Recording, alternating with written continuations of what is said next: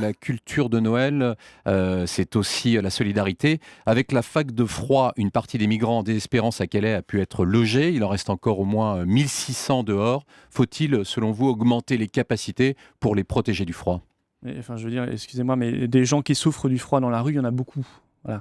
Et il y a justement un problème d'hébergement d'urgence parce que, du fait d'une directive européenne de 2003, on y revient toujours, eh bien, les migrants en attente, les demandeurs d'asile en attente de traitement de leur dossier sont logés obligatoirement en hébergement d'urgence. C'est pas véritablement le cas, parce qu'il y en a encore 1600 dehors. Oui, mais parce que vous avez de plus en plus de demandeurs d'asile.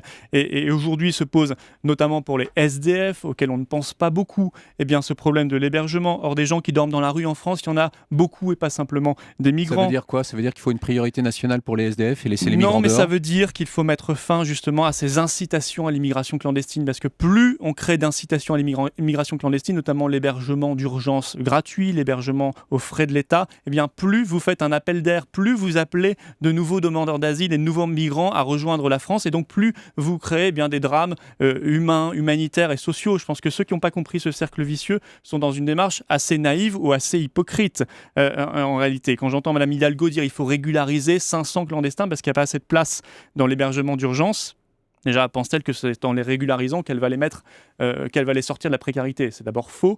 Et deux, évidemment, elle lancera un appel d'air pour une immigration supplémentaire. Donc moi, je dis, mettons fin à cette directive de 2003 qui oblige à loger aux frais de l'État les demandeurs d'asile.